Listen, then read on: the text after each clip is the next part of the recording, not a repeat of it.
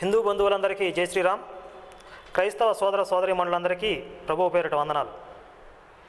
ఇంకా ఇస్లాం సోదరులు ఎవరైనా ఈ వీడియో చూస్తున్నట్లయితే వారికి కూడా అస్సలాం అలైకుం. ఈరోజు నేను మాట్లాడబోయే అంశం ఏమిటంటే, విజయప్రసాద్ రెడ్డి అనే ఒక పాస్టరు తన మత ప్రచారంలో భాగంగా ఈ మధ్య హిందూ ధర్మం మీద కొన్ని విమర్శలు చేశాడు. అందులో ఒకటి, బాల్య వివాహాలు ఉన్నాయి హిందూ ధర్మంలో అనే ఒక విషయాన్ని ప్రస్తావించాడు. దానికి సంబంధించి ఒక కౌంటర్ వీడియో ఈ మధ్య పెట్టడం జరిగింది. ఇంకొక అంశం ఏమిటంటే, హిందూ ధర్మంలో సతీ సహగమనం అనే ఒక దురాచారం ఉంది. ఈ దురాచారం వల్ల చాలామంది స్త్రీలు సజీవ దహనం చేయబడ్డారు. ఆ తర్వాత భారతదేశానికి మిషనరీ పని మీద వచ్చిన విలియం కేరీ అని ఒక క్రైస్తవుడు ఈ దురాచారాన్ని రూపుమాపాడు. కానీ క్రెడిట్ అంతా కూడా రాజా రామ్మోహన్ రాయ్కి వెళ్ళిపోయింది అంటూ ఒక వివరణ ఇచ్చాడు. అయితే విజయప్రసాద్ రెడ్డి చెప్తున్నట్టుగా భారతదేశంలో అంటే హిందూ ధర్మంలో నిజంగా సతీ సహగమనం అనే ఒక దురాచారం ఉందా? దానికి హిందూ ధర్మ గ్రంథాలు బాధ్యత వహించాలా? ఒకవేళ ఉంటే అసలు నిజంగా స్త్రీలను సజీవ దహనం చేసిన చరిత్ర ఎవరిది? ఈ విషయాలు మనం ఈరోజు తెలుసుకునే ప్రయత్నం చేద్దాం. అంతకన్నా ముందు, ఈ మధ్య నేను పెట్టిన వీడియోలో తండ్రి కూతుర్ని పెళ్లి చేసుకోవచ్చు అనే ఒక వాక్యం బైబిల్లో ఉంది అని నేను చూపిస్తే, అక్కడ అలా లేదు, నీకు ఇంగ్లీష్ చదవడం రాదు, నువ్వు 10th క్లాస్ పాస్ అయ్యావా అంటూ వ్యంగ్యంగా మాట్లాడాడు. దాంతోపాటుగా నా మీద వ్యక్తిగతమైన విమర్శలతో పాటు ఇంకా హిందూ ధర్మ గ్రంథాలలో నుంచి కొన్ని సంఘటనలు అశ్లీలంగా ఉన్నాయి అంటూ కొన్ని విషయాలని ఎత్తి చూపించాడు. ముందు ఈ విషయాలు 1 by 1గా ఒకదాని తర్వాత ఒకటి నిజానిజాలను పరిశీలిస్తూ, ఆ తర్వాత సతీ సహగమనం అనే విషయం మీద మనం చర్చిద్దాం. ముందుగా సబ్జెక్టులోకి వెళ్ళబోయే ముందు నేను ఒక విషయం క్లారిఫై చేయాలనుకుంటున్నాను. అదేంటంటే, ఈ విషయం ఇంతకుముందు చాలాసార్లు చెప్పా, కానీ పదే పదే విజయప్రసాద్ రెడ్డి కానీ మొన్న ఈ మధ్య విజయ్ కుమార్ కానీ ఈ విషయం పదే పదే ప్రస్తావిస్తున్నారు. ఏంటంటే, నువ్వు ఒక హిందువు అయి ఉండి బైబిల్ గురించి మాట్లాడడానికి నువ్వెవడివి? డబ్బు కోసమే కకృతిపడి, డబ్బు సంపాదనకి అలవాటు పడి ఇలా బైబిల్ని వక్రీకరిస్తున్నావు, బైబిల్ గురించి తప్పుగా ప్రచారం చేస్తున్నావు అని నా మీద ప్రధానంగా విమర్శలు చేస్తున్నారు వీళ్ళు. ఈ విజయప్రసాద్ రెడ్డి ప్లస్ ఆ విజయ్ కుమార్,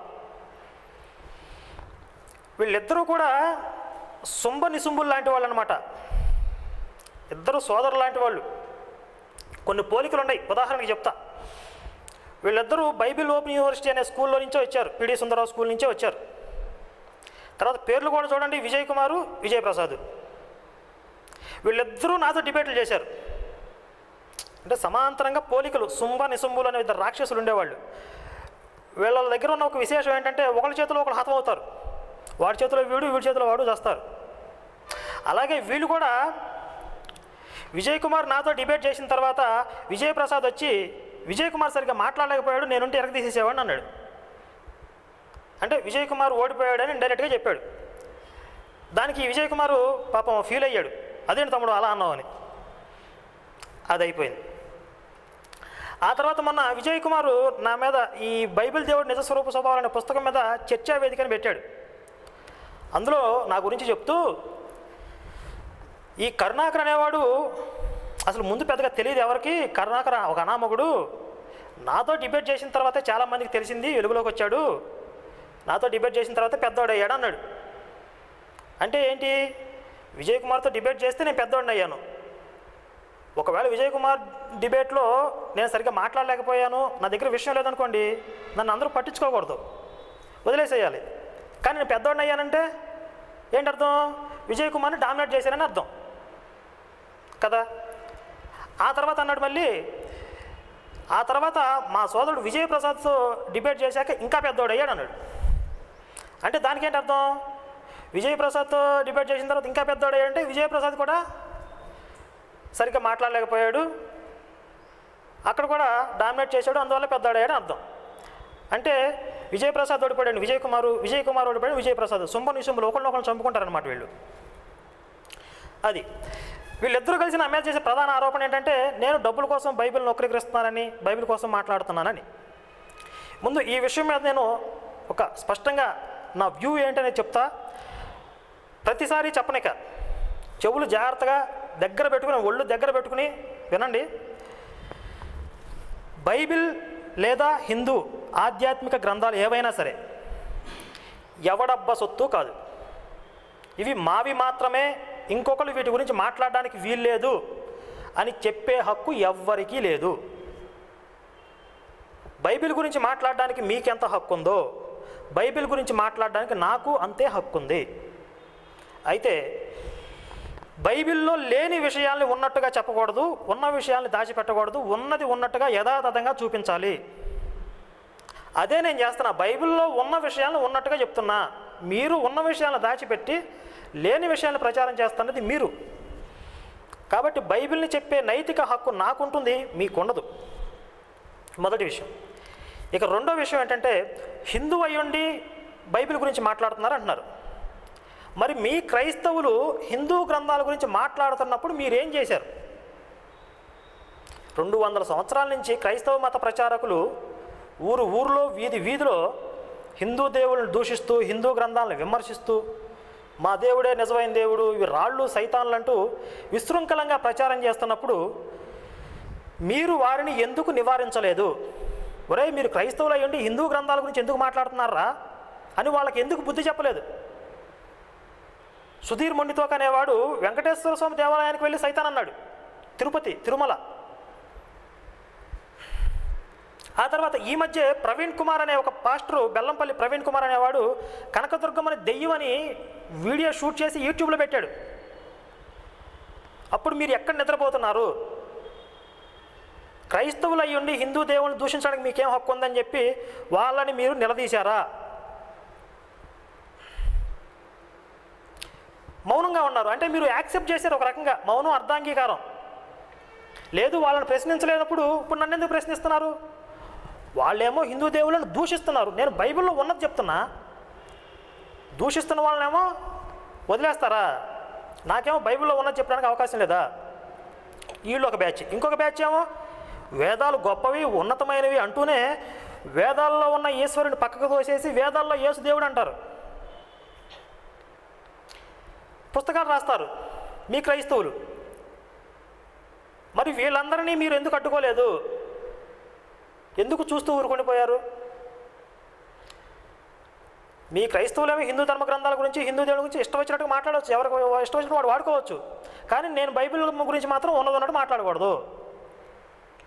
ఇదే న్యాయం. ఆ తర్వాత ఈ విజయప్రసాద్ రెడ్డి అంటాడు, నేను బైబిల్ గురించి మాట్లాడుతున్నాను కనుక ఆయన హిందూ గ్రంథాల గురించి మాట్లాడతాడంట. సరే, ఇది లాజిక్కే అనుకుందాం కాసేపు. మరి క్రైస్తవులు హిందూ గ్రంథాల గురించి మాట్లాడుతున్నారు కనుక నేను కూడా వాళ్ళ బైబిల్ గురించి మాట్లాడుతున్నాను అనుకోవచ్చు కదా. మరి నన్ను ఎందుకు ప్రశ్నిస్తున్నావు? అప్పుడేమంటాడంటే, క్రైస్తవులు ఎవరైనా మీ హిందూ గ్రంథాల గురించి మాట్లాడితే వాళ్ళని ఏమన్నా చేసుకో, వాళ్ళని పర్సనల్గా శిక్షించు, లేక చట్టపరంగా శిక్షించు, వాళ్ళు లేకపోతే వాళ్ళని నిలదీయి, బైబిల్ జోలికి ఎందుకు వస్తున్నావు అంటున్నాడు. అదే ప్రశ్న నేను అడుగుతున్నాను. ఇప్పుడు నేను బైబిల్ గురించి మాట్లాడుతున్నాను అనుకో, నువ్వు నన్ను పర్సనల్గా ఏదైనా చెయ్యి, నన్ను ప్రశ్నించు, నన్ను చట్టపరంగా చేతైతే యాక్షన్ తీసుకో. నువ్వు హిందూ గ్రంథాల గురించి ఎందుకు మాట్లాడుతున్నావు అంటే నీకొక రూలు నాకొక రూలా? కాబట్టి బైబిల్ గురించి మాట్లాడడానికి నాకు అన్ని హక్కులు ఉన్నాయి. ఉన్నది ఉన్నట్టుగా చెప్పే హక్కు, బాధ్యత నా మీద ఉంది. మీకు చేతనైతే మీరు కూడా హిందూ గ్రంథాల్లో ఉన్న విషయాలు ఏవో చెప్పండి, ఉన్నట్టుగా చెప్పండి. సత్యాన్ని తెలియజేయడమే మన బాధ్యత. ఒకటి సత్యాన్ని గురించి చెప్తున్నప్పుడు వాడిని నువ్వు చెప్పొద్దురా అనడానికి ఎవరికి హక్కు లేదు. ఇంకొక విషయం ఏంటంటే, ఇప్పుడు నాకు డబ్బులు రావాలని, ఒకవేళ డబ్బు సంపాదించాలనుకుంటే బైబిల్లో ఇలా ఉన్న విధానాలు చెప్పుకుంటూ మీ విశ్వాసాలు తప్పు, మీ నమ్మకాలు తప్పు, బైబిల్లో ఎలా లేదు, బైబిల్లో ఉన్న విషయాలు ఇవి అని చెప్తే నాకు డబ్బులు వస్తాయా? లేకపోతే వీళ్ళకిలాగా ప్రజల్ని మోసం చేస్తూ యేసు దేవుడు, యేసు పాపుల కోసం చనిపోయాడు దొంగ ప్రచారాలు చేస్తూ సువార్త ప్రకటన పేరు పెట్టుకుని రకరకాల వేషాలు వేస్తే నాకు డబ్బులు వస్తాయా? ఇప్పుడు నేను కూడా నాకు ప్రభు దర్శనం అయిపోయింది పౌలుకులాగా, నేను కూడా సువార్త ప్రకటించేస్తానని చెప్పి పొద్దున్న బైబిల్ పట్టుకుని బయలుదేరాను అనుకో, చాలామంది క్రైస్తవులు ఇప్పుడు తిడుతున్న వాళ్ళందరూ పూల వర్షం కురిపిస్తారు, ఈ క్రైస్తవులే. అభినవ్ పౌలు వచ్చేసాడు అని చెప్పి రేపు నుంచి చక్కగా నా దశమ భాగాలు సమర్పించుకుంటారు, అంతే కదా. వేల మంది ఫాలోవర్స్ వస్తారు, అందరూ దశమ భాగాలు సమర్పించుకుంటారు. నేను కూడా లక్షల కోట్లు సంపాదించుకోవచ్చు. ఇలా బైబిల్ని విమర్శిస్తే ఏ హిందువులను మాకు దశమ భాగాలు ఇస్తారా? ఎట్లా వస్తాయి మాకు డబ్బులు? అంటే వీళ్ళు ఇదే విధానానికి అలవాటు పడిపోయారు. వీళ్ళు ఇలాగే బతుకుతున్నారు కనుక ప్రతి ఒక్కళ్ళని కూడా అలాగే చూస్తున్నారు. ఒక్కొక్కడు రంగురంగు షూట్లు, డిజైనర్ కోట్లు, 3 పీస్ సూట్స్ వేస్తారు. మామూలు షర్ట్ ఒకటి ఉంటుంది, తర్వాత హాఫ్ జాకెట్ ఒకటి ఉంటుంది, ఫుల్ కోట్ ఒకటి ఉంటుంది, టై ఒకటి వేస్తాడు, హెయిర్ స్టైల్ ఒకటి చక్కగా. ఈ విజయప్రసాద్ రెడ్డి, విజయ్ కుమార్ మాట్లాడేటప్పుడు చూడండి ఎంతసేపు ఈ హెయిర్ స్టైల్ అటు దూకుంటూనే ఉంటారు.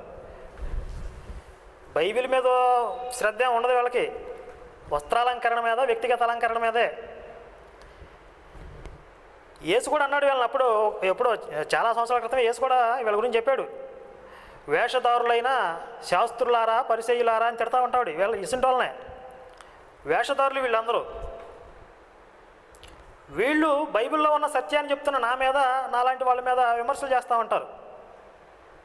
యేసయ్య అలా చెప్పలేదురా బాబు, యేసయ్య చెప్తుంది ఇదిరా అని చెప్తుంటే మా మీద విమర్శలు చేస్తున్నారు. అప్పుడు యేసయ్యని ఏ విధంగా అయితే మతబోధకులు చంపారో వాళ్ళ వారసులే వీళ్ళు. యేసు చెప్తున్న మాటలు వీళ్ళకి తలకెక్కవు. చెప్తున్న వాళ్ళని ద్వేషిస్తారు, వాళ్ళ మీద విపరీతమైన వ్యక్తిగత విమర్శలకు కూడా దిగుతారు.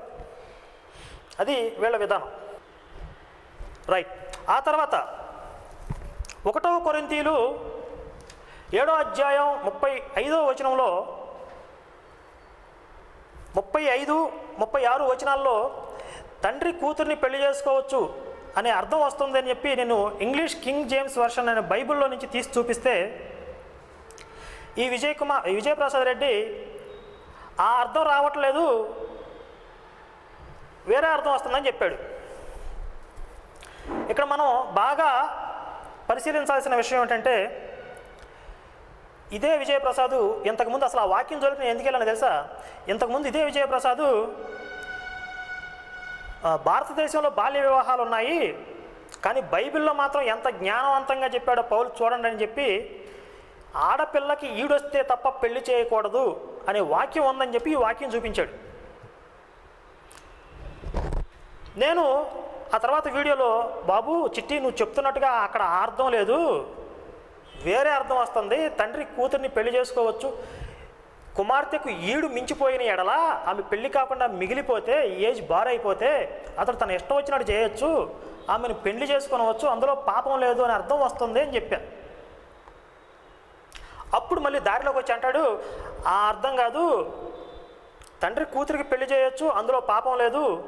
ఆ పై వాక్యాలు చూస్తే మీరు పెళ్ళిళ్ళు చేసుకోవద్దు, ప్రభు కోసం జీవిస్తే జీవించండి, ఒకవేళ అలా జీవించకపోతే పెళ్లి చేసుకోండి, అందులో పాపం లేదు, ఆ ఉద్దేశంతో పౌలు చెప్పాడు అంటున్నాడు. ఇప్పుడు మరి ఇంతకుముందు ఈ బుద్ధి ఏమైంది? ఆడపిల్లకి ఈడొస్తే తప్ప పెళ్లి చేయకూడదని అర్థం వచ్చిందని చెప్పావుగా, అంటే అది పోయిందేగా.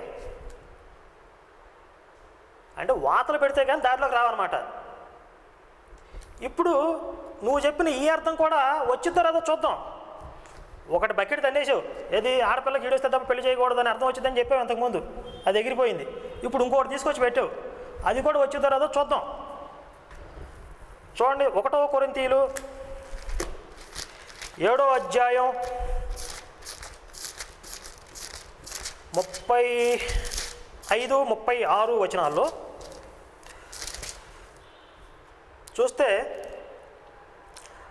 అయితే ఒకని కుమార్తెకు ఈడు మించిపోయిన ఎడలను, ఆమెకు వివాహము చేయవలసి వచ్చిన ఎడలను, ఈ వాక్యాన్ని బాగా పరిశీలించండి. ఒకటి కుమార్తెకు ఈడు మించిపోతే, ఏజ్ బారైపోతే, పెళ్ళి కాకుండా మిగిలిపోతే, అసలు ఈడు అంటే ఏమిటి బైబిల్లో ఈడు అంటే ఎన్ని సంవత్సరాలకి ఈడు అంటారు, ఈడు మించిపోవడం అంటే ఎన్ని సంవత్సరాలకి, దాని గురించి ఏమైనా వివరణ ఉంటే విజయప్రసాద్ రెడ్డి చెప్పవలసిందిగా నేను కోరుతున్నాను. ఆ తర్వాత ఆమెకు వివాహం చేయవలసి వచ్చిన ఎడలను, ఆమెకు వివాహం చేయకపోవడం యోగ్యమైనది కాదని ఒకడు తలంచిన ఎడలను తన ఇష్టము చొప్పున పెండ్లి చేయవచ్చును, అందులో పాపం లేదు. ఇది కూడా జాగ్రత్త పరిశీలించండి. ఒక తండ్రి కుమార్తెకు పెళ్లి చేయవచ్చు, అందులో పాపం లేదు అంటున్నాడు.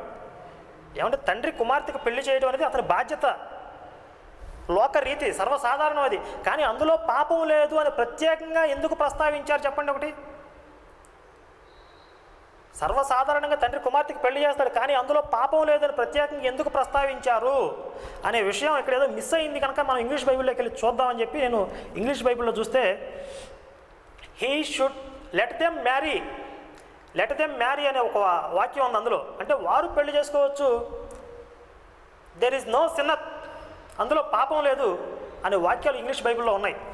కానీ ఈ విజయప్రసాద్ రెడ్డి ఇంకొక ఇంగ్లీష్ బైబిల్ తీసుకొచ్చాడు, అందులో అలా లేదు, హీ షుడ్ మ్యారీ దెమ్ అని చెప్పి ఏదో ఉందని చెప్పి చూపిస్తున్నాడు. నేను చూపించింది English King James version Bible, ఈయన చూపించింది ఏ బైబిలో నాకు తెలియదు. విజయప్రసాద్ రెడ్డి వెర్షన్ బైబిల్ ఏమో మరి నాకు తెలియదు.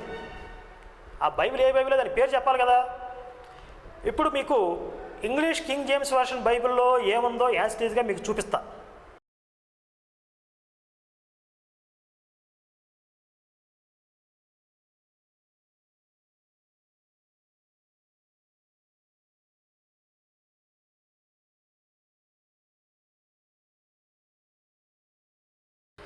చూసారా, ఇంగ్లీష్ కింగ్ జేమ్స్ వెర్షన్ బైబిల్లో ఏముంది? లెట్ దెమ్ మ్యారీ అని ఉంది. ఇప్పుడు ఏమర్థం వస్తుంది మీరు చెప్పండి? ఈయన అంటాడు, ఇంగ్లీష్ నాకు చదవటం సరిగ్గా రాదు, ఏ బడిలో చదివా, 10th క్లాస్ పాస్ అయ్యావా అంటున్నాడు. సరే, నాకు రాదండి, ఇంగ్లీష్ నాకు సరిగ్గా రాదనుకోండి. ఇప్పుడు ఫారిన్ కంట్రీస్లో పుట్టారు కదా, ఇంగ్లీష్ మాతృభాష మాట్లాడే వాళ్ళు ఉంటారు కదా, వాళ్ళకేం అర్థమైందో తెలుసా? వాళ్ళకి ఇదే అర్థమైంది. ఇదేదో నేను కొత్తగా చెప్పిన విషయం కాదు.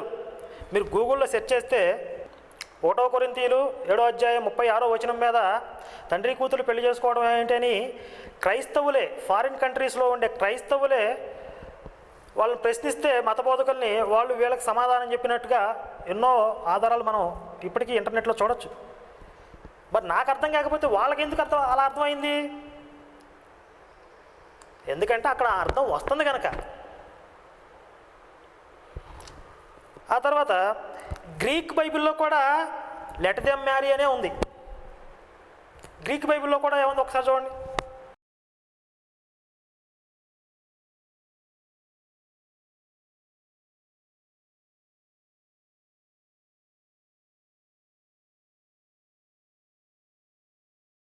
చూసారా, గ్రీక్ బైబిల్లో కూడా అదే ఉంది. ఇంకా విజయప్రసాద్ రెడ్డి ఒక విషయం చెప్పాడు ఏంటంటే, ఈ బైబిల్ అంట ఆదిమ హెబ్రూ గ్రీకు భాష నుంచి ట్రాన్స్లేట్ చేయబడిందంట, English King James version Bible కాదంట. ఈయనకి బైబిల్లో ఉన్న విషయం గురించే కాదు, అసలు బైబిల్ పుట్టుపూర్వతల గురించి కూడా ఏం తెలియదని నాకు అర్థమవుతుంది. ఇప్పుడు బైబిల్ మతబోధకుడిగా నువ్వు ప్రచారం చేస్తున్నప్పుడు కనీసం బైబిల్ గురించిన బేసిక్ నాలెడ్జ్ అయినా నీకు ఉండాలి. అసలు ప్రొటెస్టెంట్ బైబిల్ అనేది ఎప్పుడు ప్రచారంలోకి వచ్చింది, ఎప్పుడు అమల్లోకి వచ్చిందో నీకు తెలుసా? మొదటి నుంచి ఉన్నది క్యాథలిక్ బైబిల్. క్యాథలిక్ బైబిల్ కూడా 6వ శతాబ్దంలో ఇప్పుడు వచ్చింది. ఆ తర్వాత క్యాథలిక్ బైబిల్కి వ్యతిరేకంగా ఒక అతను తిరుగుబాటు చేశాడు. ఈ 66 పుస్తకాల బైబిల్ ఎప్పటి నుంచి అమల్లోకి వచ్చిందంటే 1530 ప్రాంతంలో జర్మనీకి చెందిన మార్టిన్ లోథర్ కింగ్ అనే ఒక అతను రోమన్ క్యాథలిక్లకు వ్యతిరేకంగా ఒక ఉద్యమం ఆరంభించాడు. దాని పేరు ప్రొటెస్టిజం అంటే వాళ్ళకి వ్యతిరేకంగా చేసిన ఉద్యమం అనే పదం అప్పటి నుంచి అమల్లోకి వచ్చింది. అతను క్యాథలిక్ చర్చిని నిందిస్తూ, క్యాథలిక్ చర్చి వాళ్ళని ప్రశ్నిస్తూ లెటర్ ఆఫ్ ప్రొటెస్టేషన్ అనే ఒక ఉద్యమం మొదలైంది. ఈ ఉద్యమం డెన్మార్క్ నుండి ఇంగ్లాండ్ దాకా బాకింది. 1604లో చర్చ్ ఆఫ్ ఇంగ్లాండ్ స్థాపితమైంది. అప్పుడు 47 మంది స్కాలర్స్తో ఈ 66 పుస్తకాల బైబిల్ తయారు చేయబడింది. దీన్ని 1611లో తొలి ఇంగ్లీష్ ఎడిషన్ అనేది ప్రింట్ చేయబడింది. దీన్నే కింగ్ జేమ్స్ వర్షన్ బైబిల్ అంటారు. అంటే అప్పటిదాకా కూడా 73 పుస్తకాల క్యాథలిక్ బైబిలే ఉంది. ఇంకా ఆర్థోడాక్స్ బైబిల్, చారిస్మాటిక్ బైబిల్ ఇలాంటి బైబిల్స్ ఉంటే ఉండొచ్చు. ప్రొటెస్టెంట్ బైబిల్ అనేది అసలు అప్పటిదాకా లేదు. 66 పుస్తకాల బైబిల్ ఎప్పటి నుంచి అమల్లోకి వచ్చింది? 1611లో కింగ్ జేమ్స్ అనే అతను 47 మంది స్కాలర్స్ని కూర్చోబెట్టి ఈ 66 పుస్తకాల బైబిల్ తయారు చేశాడు క్యాథలిక్ బైబిల్కి వ్యతిరేకంగా. అదే ప్రపంచంలో మొట్టమొదటి ప్రొటెస్టెంట్ బైబిల్ 1611లో తయారు చేయబడిన ఇంగ్లీష్ బైబిలే. దాని నుంచే మిగిలిన భాషల్లోకి ప్రొటెస్టెంట్ బైబిల్స్ అనేవి అనువాదం అయ్యాయి. ఇది బేసిక్ నాలెడ్జ్. మరి బైబిల్ మొదటి పేజీలో ఆదిమ హెబ్రూ గ్రీక్ భాష నుంచి ట్రాన్స్లేట్ చేయబడింది అని ఎందుకు రాశారో బైబిల్ రచయితలను అడగాలి. తర్వాత అసలు ఈ ప్రొటెస్టెంట్ బైబిల్లో ఇలా ఉంది, లెట్ దెమ్ మ్యారీ అనే అర్థం వస్తుంది కదా. కానీ క్యాథలిక్ బైబిల్లో చూస్తే ఇంకా విపరీతంగా ఉంది. అసలు అక్కడ తండ్రి అనే పదమే లేదు.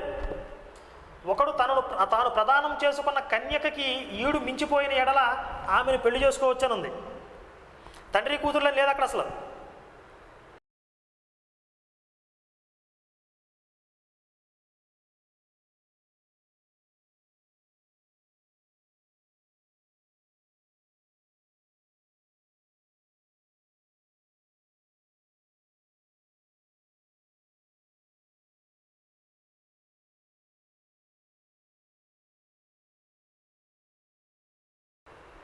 మరి ఇందులో ఏది నిజం?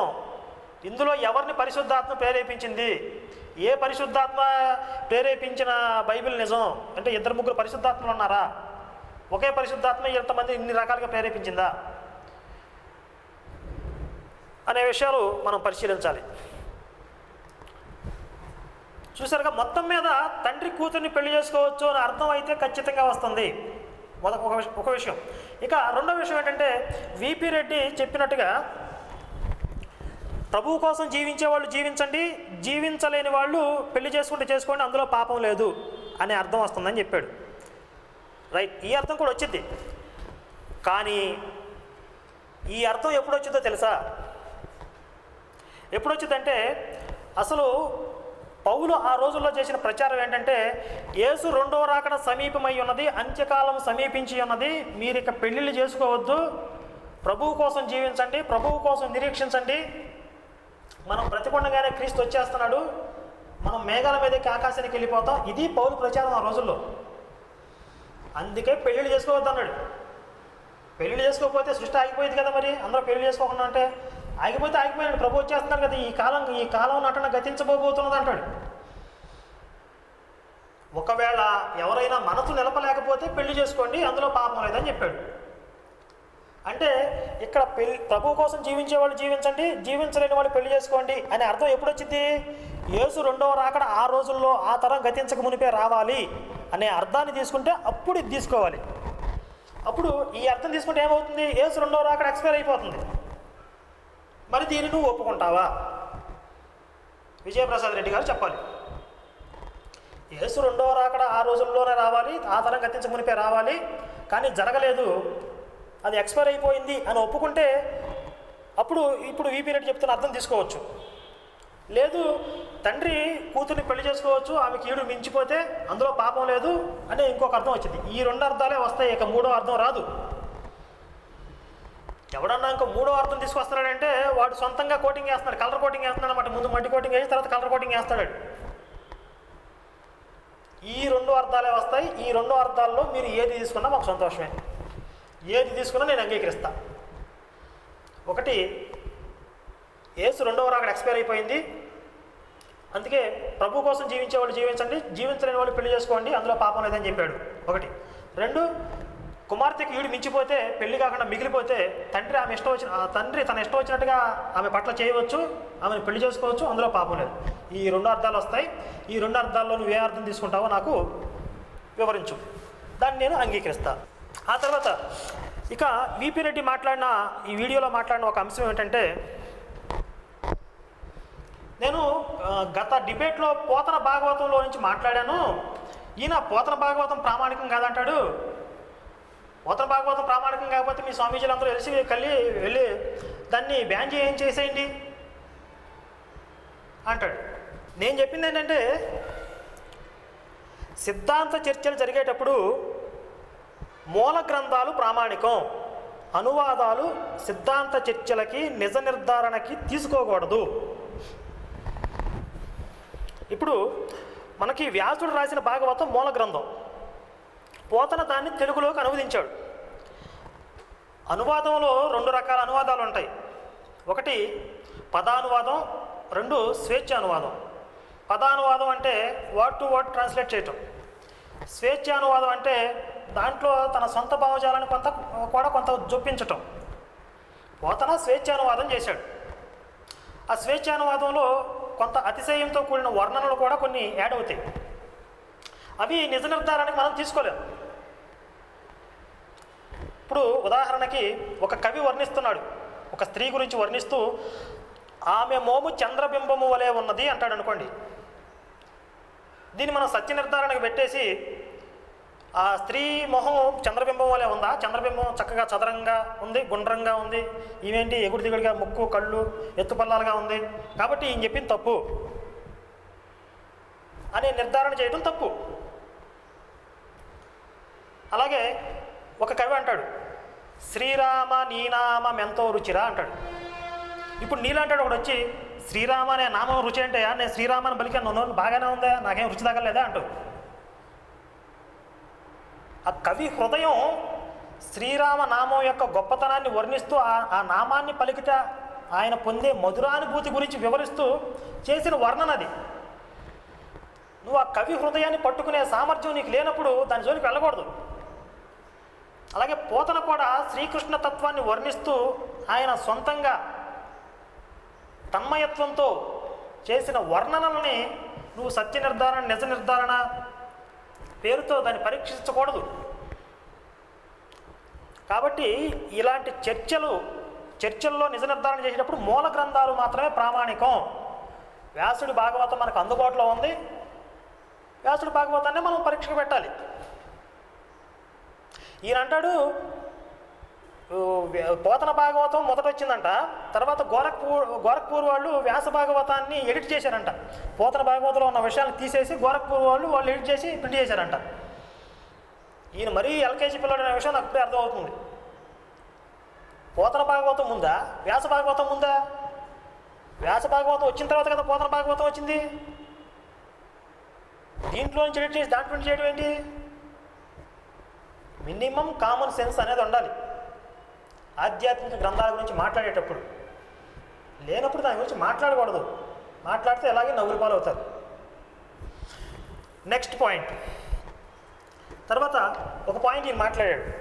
ఈ కరుణాకర్ ఎప్పటి నుంచో బైబిల్ గురించి చెప్తున్నాడు, హిందూ గ్రంథాల గురించి చెప్తున్నాడు, కానీ అసలు ఒక్కరినైనా మత మార్పిడి చేశాడా, గర్వాప్సి చేశాడా, ఎంతమంది గర్వాప్సి చేశాడో నాకు చెప్పండి అన్నాడు.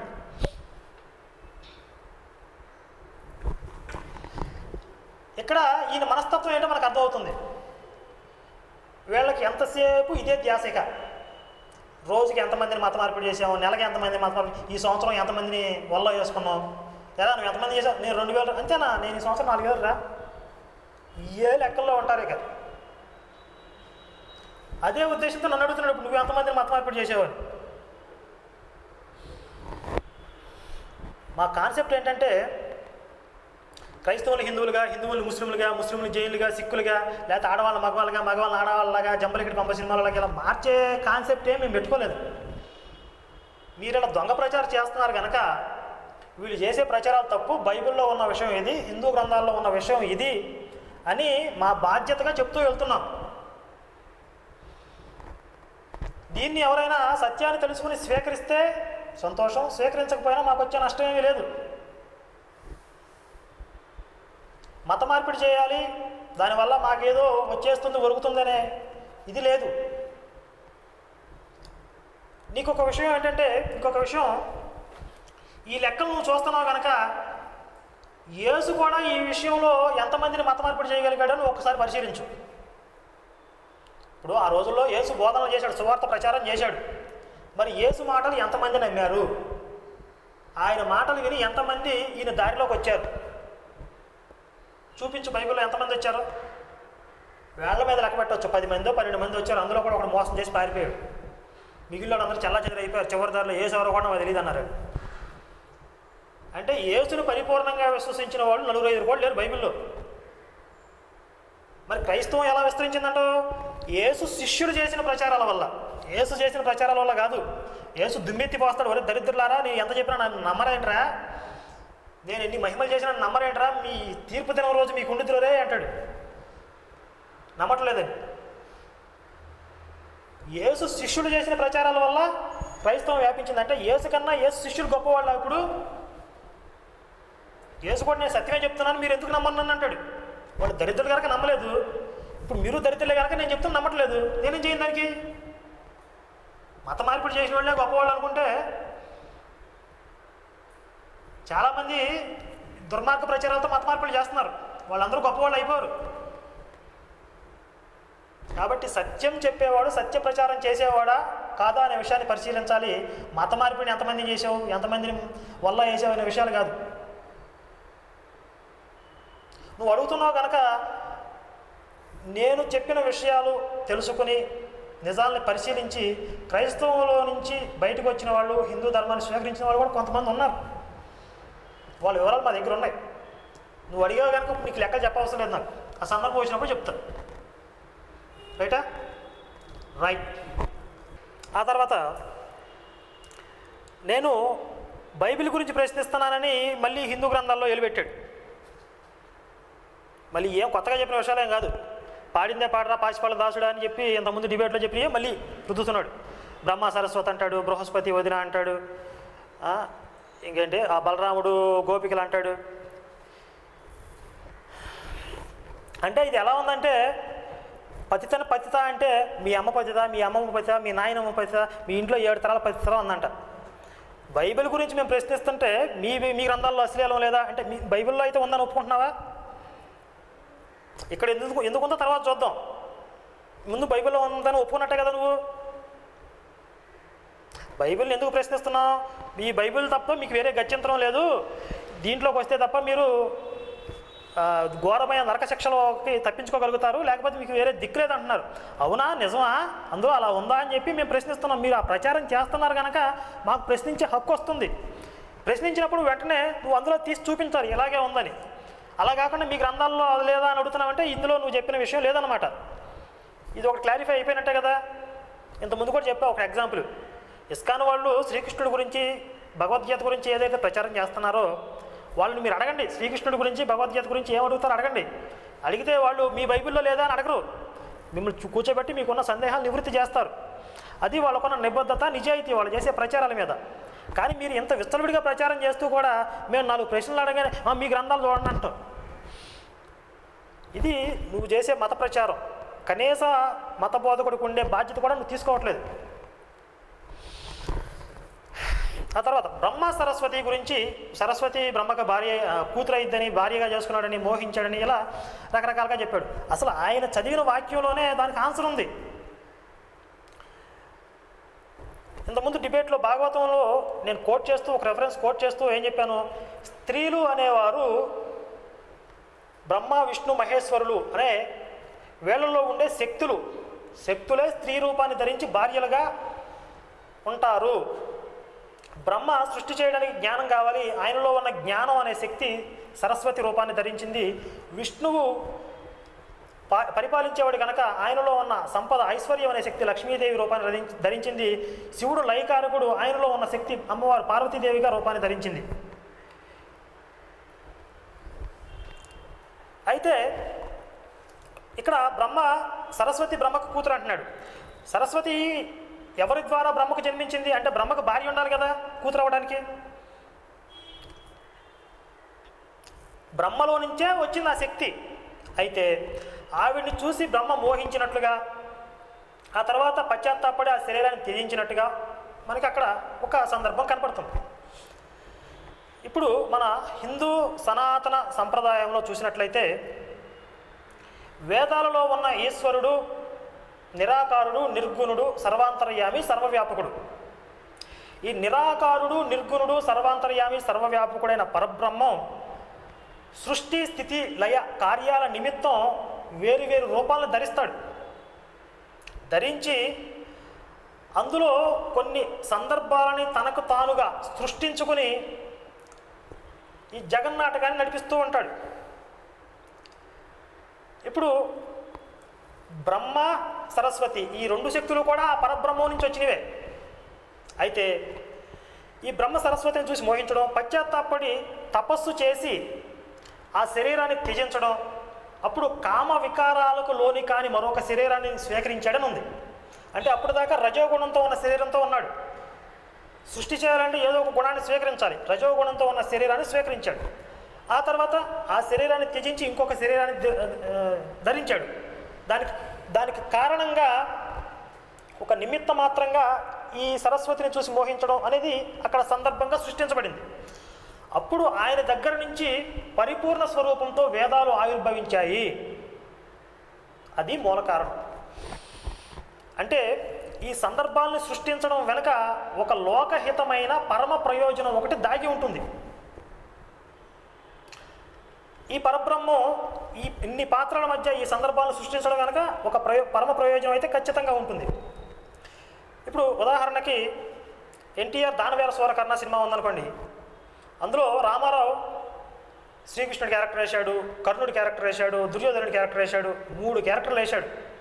ప్లస్ ఆ సినిమాకి ఆయనే డైరెక్టర్. అంటే సూత్రధారి, పాత్రధారి. అలాగే ఈశ్వరుడు ఈ జగన్నాటకంలో పాత్రధారిగా ఉంటాడు, సూత్రధారిగా కూడా ఉంటాడు. పాత్రధారి వేషంలోకి వచ్చినప్పుడు ఆ పాత్రకి పరిమితులకు లోబడి ఆ పాత్ర యొక్క లక్షణాలు దెబ్బతినకుండా అందులో ఆ పరిమితుల్లోనే నటించాలి.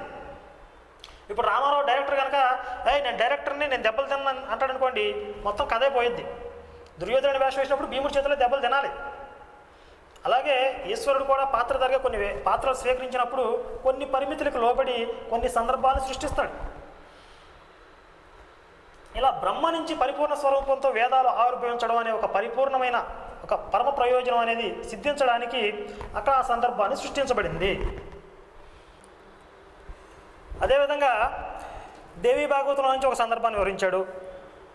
అది శ్రీ మహావిష్ణువు లక్ష్మీదేవి వైకుంఠంలో ఉన్నప్పుడు మన్మదాకారంతో అపురూపమైన సౌందర్యంతో ఒక అశ్వం రావడం, లక్ష్మీదేవి ఆ సౌందర్యానికి ముగ్ధురాలై ఆ అశ్వం వెంక కన్నార్పకుండా చూడటం, దానికి విష్ణువు కోపగించి లక్ష్మీదేవిని శపించడం.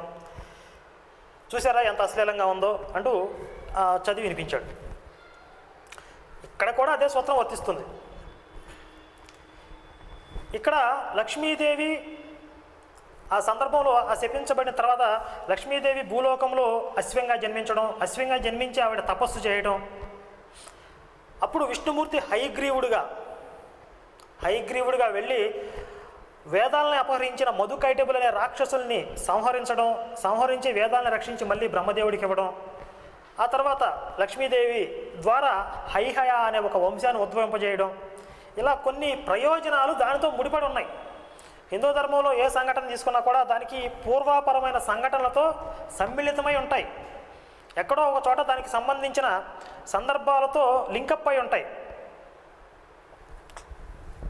ఏదో ఒక సందర్భంలో 4 లైన్లు చదివేసేస్తే చూసారు అలా ఉందని చెప్పడం కుదరదు. ఇదే ఇంతకుముందు చెప్పిన విధంగా ఇలా ఈశ్వరుడు అనేకమైన పాత్రలు ధరిస్తూ జగన్నాటకాన్ని నడిపిస్తూ సూత్రధారిగా జగన్నాటకాన్ని నడిపిస్తూ ఉంటాడు, పాత్రధారిగా కూడా ఉంటాడు. వాటితో ఇలా లోకహితమైన పరమ ప్రయోజనాలు అనేవి ముడిపడి ఉంటాయి. అవి వీళ్ళు ఈ పాత్రలు సర్వజ్ఞానమైనటువంటి ఈశ్వరుడిలోని భాగమే అయినప్పటికీ కొన్ని లోకరీతులకి కట్టుబడి ఈ లోకాచారాలకి కట్టుబడినట్టుగా ప్రవర్తిస్తూ ఉంటారు. వాళ్ళేం అజ్ఞానంలో పడిపోయారని కాదు. ఇక నెక్స్ట్ బృహస్పతి వదిన అంటాడు, మళ్ళీ చంద్రుడు తార అంటాడు. ఇక్కడ మనకు ఒక విషయాన్ని గమనిస్తే అసలు ఈశ్వరతత్వం అనేది శివుడికి విష్ణువుకి మాత్రమే ఉంది. బ్రహ్మకు కూడా ఈశ్వరతత్వం లేదు. ఇంకా ఈ దేవతలు బృహస్పతి ఇంద్రుడు వీళ్ళేంటండి, ఇంకా బృహస్పతి కానీ ఇంద్రుడు కానీ ఎవరైనా సరే ధర్మాన్ని తప్పు చేస్తే వాళ్ళు కూడా శిక్షించబడతారు, అందులో ఏ అనుమానం లేదు. అయితే ఇలా ఋషులు మహర్షులు ఇలా ప్రవర్తించడం వెనక కూడా కొన్ని ప్రయోజనాలు దాగి ఉంటాయి. ప్రయోజనాలు దాగి ఉన్నప్పటికీ లౌకిక ఆచారాల ప్రకారం అది తప్పుగా కనపడితే దానికి కూడా ఆ దోషాలకు కూడా శిక్ష ఉంటుంది. ధర్మం ప్రధానం. దేవుడి కొడుకైనా సరే తప్పు చేస్తే శిక్షించబడాల్సిందే. ఇంద్రుడు శిక్షించబడ్డా లేదా? అందుకే ఇది సనాతన ధర్మం అయింది. ఇక నెక్స్ట్, ద్రౌపది 5 భర్తల్ని చేసుకుంది అన్నాడు. ఇది ఎంత విడ్డూరంగా ఉందో, అసలు ఇంత దారుణమైన విషయం ఎక్కడా చదవలేదు అన్నట్టుగా మాట్లాడాడు. అదే మహాభారతంలో ఆ 5 భర్తలు ఎవరో కూడా వివరంగా ఉంది. వాళ్ళ 5 ఇంద్రుడి యొక్క 5 అంశాలు. ఇంద్రుడిలో ఉన్న 5 శక్తులే పాండవులుగా జన్మించారు. ద్రౌపది సచీదేవి. దీనికి గత జన్మల వృత్తాంతాలతో లింకప్ అయి ఉంటాయి. మళ్ళీ ఈ ద్రౌపదిని 5 పాండవులు వివాహం చేసుకోవడం అనేది ఆ రోజుల్లోనే ఒక సంశయాత్మకంగా మారిన ఆ విషయంలో దీన్ని సందేహ నివృత్తి చేసింది ఎవరో తెలుసా? సాక్షాత్తుగా వ్యాసుడు. వ్యాసుడు వచ్చి ద్రుపద మహారాజుకు వివరిస్తాడు. ఈ 5 కారణజన్ములు, ఇంద్రుడు అంశతో జన్మించిన వాళ్ళు, ద్రౌపది సచీదేవి కారణజన్మురాలు, ఇది జరగవలసి ఉన్నది విధి నిర్ణయం అని ద్రుపద మహారాజుకు కలిగిన సంశయాన్ని తొలగిస్తాడు. అయినప్పటికీ కూడా లౌకికంగా చాలా జాగ్రత్తలు తీసుకోవాల్సిన విషయాన్ని కూడా ఆయన తెలియజేస్తాడు. వీళ్ళు ఎలాంటి నియమాలు పెట్టుకున్నారంటే 5 భర్తలు అయినప్పటికీ కూడా ఒక భర్తతో ద్రౌపది ఉన్న కాలంలో ఇంకొక భర్త దరిదాపుల్లోకి కానీ వాళ్ళు ఏకాంతంగా ఉన్నప్పుడు కనీసం వాళ్ళని కంటి చూపుతో చూడటం కూడా దోషంగా, పరమ దోషంగా పరిగణించేవాళ్ళు. అలా ఎవరైనా చూసినా ఆ దరిదాపుల్లోకి వచ్చినా కూడా 1 సంవత్సరం పాటు అతను బహిష్కరణ అయ్యేవాడు. ఒక బ్రాహ్మణుడికి వచ్చిన ఆపద కోసం అర్జునుడు తన ఆయుధాలను తీసుకురావాల్సిన పరిస్థితి. ఆయుధాలేమో ధర్మరాజు గారి దగ్గర ఉండిపోయాయి. అప్పుడు ద్రౌపది ధర్మరాజు గారి దగ్గర ఉంది. మరి ఆపత్కర పరిస్థితుల్లో అర్జునుడు వెనక్కి వెళ్తూ ఆయుధాలు తీసుకొచ్చుకుంటాడు. అయినా అది కూడా దోషంగా పరిగణించి 1 సంవత్సరం పాటు ఆయన రాజ్యాన్ని వదిలిపెట్టి దేశాంతర పర్యటనకు వెళ్ళిపోతాడు. ఇంత కఠోరమైన నియమాలు ఉండేవి. కాబట్టి వాళ్ళేమీ కామపిశాచులు కాదు. అది విధి లిఖితంగా నిర్ణయించబడిన ఒక విధి. దాన్ని అనుసరించారు. ఇది బేసిక్ నాలెడ్జ్. హిందూ ధర్మం గురించి, సనాతన ధర్మం గురించి మాట్లాడేటప్పుడు అసలు సనాతన ధర్మం యొక్క ఆ సాంప్రదాయం ఏంటి, ఆ ట్రెడిషన్ ఏమిటి అనేది ఒక బేసిక్ ఫ్రేమ్ అనేది తెలిసి ఉండాలి. లేకుండా ఇలా చిన్నపిల్లలు మాట్లాడినట్టుగా మాట్లాడకూడదు. ఇక లెంగ్త్ ఎక్కువైపోతుంది కాబట్టి ఈ ఎపిసోడ్ని ఇంతటితో ముగించేసి నెక్స్ట్ ఇంకొక ఎపిసోడ్లో, అంటే 2 ఎపిసోడ్లకు అప్లోడ్ చేస్తా. అందులో మనుధర్మశాస్త్రం గురించి మాట్లాడాడు. మనుధర్మశాస్త్రం గురించి ఇంతకుముందు మనం చెప్పుకున్నట్టుగా సతీ సహగమనం అనే దురాచారం ఉందా, అసలు స్త్రీలను తగలబెట్టిన చరిత్ర ఎవరిది అనే విషయాలు మనం ఇంకొక భాగంలో తెలుసుకుందాం.